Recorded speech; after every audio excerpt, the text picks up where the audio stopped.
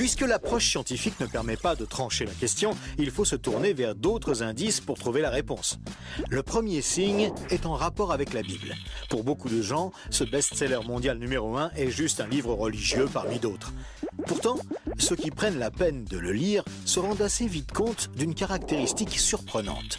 Son unité, sa cohérence.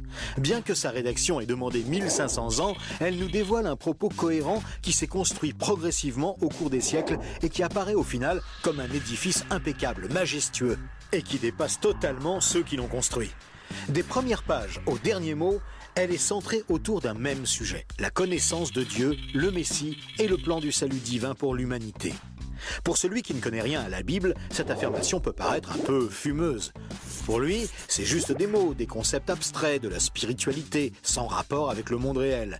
Mais pour celui qui la lit et cherche un peu, l'évidence devient de plus en plus écrasante que quelqu'un, derrière ce livre, au travers de centaines d'épisodes, de miracles, de prophéties et d'événements surnaturels, quelqu'un a construit un message qui nous est adressé. Par exemple, Moïse expose clairement la base de la relation avec Dieu et annonce la venue du Messie. 5 siècles plus tard, David, parmi d'autres, prophétise les détails de la crucifixion tout en engendrant les ancêtres de Jésus. 300 ans plus tard, c'est l'œuvre monumentale d'Ésaïe qui complète de façon saisissante le portrait du Messie, annonce son sacrifice, sa résurrection et la future restauration mondiale. Et c'est comme cela tout au long des 66 livres de la Bible, avec des centaines de détails et révélations surnaturelles. Et cela pose une vraie question. Comment cette quarantaine d'auteurs tellement différents, Moïse, David, Salomon, Ésaïe, Daniel ou Jésus, qui a accompli des dizaines de prophéties par le seul fait d'exister, comment peuvent-ils parler d'une seule voix et aborder chacun une facette du même message ? Sans se connaître, ils se confirment mutuellement et construisent le même tableau, un seul tableau immense et qui les dépasse totalement. C'est complètement incompréhensible et impossible à réaliser.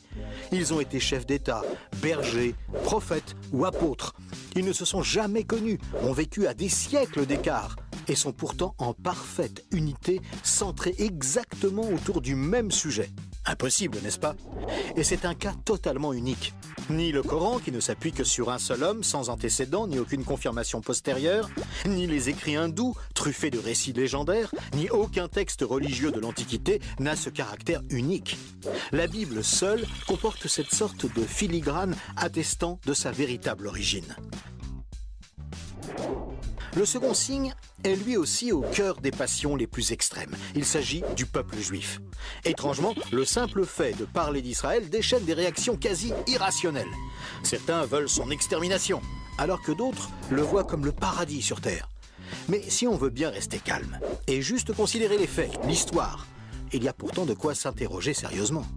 Comment ce peuple, haï depuis toujours, déporté une première fois, puis revenu sur sa terre il y a 24 siècles, puis déporté à nouveau et dispersé dans le monde entier pendant 17 siècles, comment a-t-il pu survivre? Et comment est-il demeuré un peuple distinct? Aucun autre peuple n'a jamais connu une telle trajectoire, défiant toutes les lois historiques. Comment a-t-il pu reformer un État et même se remettre à parler son ancienne langue? Ça n'est jamais arrivé à aucun autre peuple. Il y a 25 siècles, le prophète Ésaïe posait une question étrange. Un pays peut-il naître en un jour? Ça ne s'est jamais produit, sauf pour la nation d'Israël, qui est née en un seul jour, le 15 mai 1948. Et cela, à peine 3 ans après la fin de la guerre et la solution finale mise sur pied par Hitler pour les exterminer. Et ce n'est pas tout. Le lendemain, Israël était attaqué par les armées de 4 pays arabes supérieurs en nombre et en armement, et il a pourtant gagné la guerre. Des soldats ont même raconté avoir assisté à des interventions surnaturelles. Étrange, non? Par la suite, malgré le rideau de fer, des milliers ont émigré de l'ex-URSS, accomplissant une antique prophétie qui mentionnait le retour des Juifs depuis le pays du Nord. Si on considère sa contribution à la science, les Juifs ont remporté 20% des prix Nobel, alors qu'ils ne sont que 0,2% de la population mondiale. Comment est-ce possible? 150 ans avant, ce n'était qu'un pays désolé, entièrement livré à la mauvaise herbe. Et aujourd'hui, on en parle comme d'un miracle d'agriculture. Ésaïe avait prédit que même le désert refleurirait. Et on trouve aujourd'hui des cultures jusque dans le Negev. Interrogé par le roi de Prusse, Frédéric II, qui lui demandait une preuve de l'existence de Dieu, son chapelain lui avait répondu « Les Juifs, sire, les Juifs ». Et d'où vient la première religion mondiale? De Jésus, un juif, dont l'enseignement, la mort et la résurrection continuent à impacter en profondeur la société humaine. Évidemment, ce peuple est loin d'être un modèle, et il a souvent sombré dans la corruption. Mais la Bible déclare que Dieu en a fait un signe parmi les nations. Qui pourrait dire le contraire ? Pour terminer ce bref survol, une considération d'ordre moral. Encore un sujet tabou et pourtant... La Bible présente le bien et le mal comme des valeurs absolues, des valeurs extérieures à l'homme, qui les perçoit cependant par le moyen de sa conscience.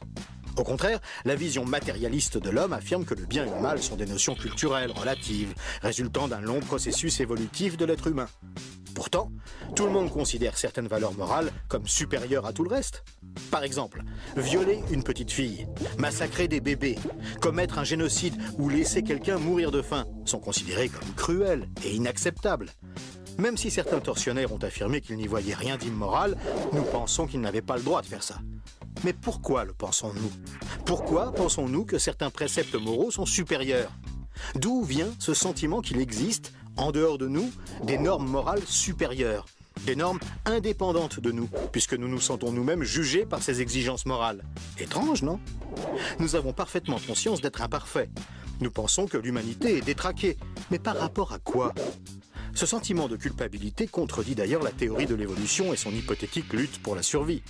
Et pourquoi l'homme aspire-t-il au merveilleux, au paradis, quelle que soit sa culture ?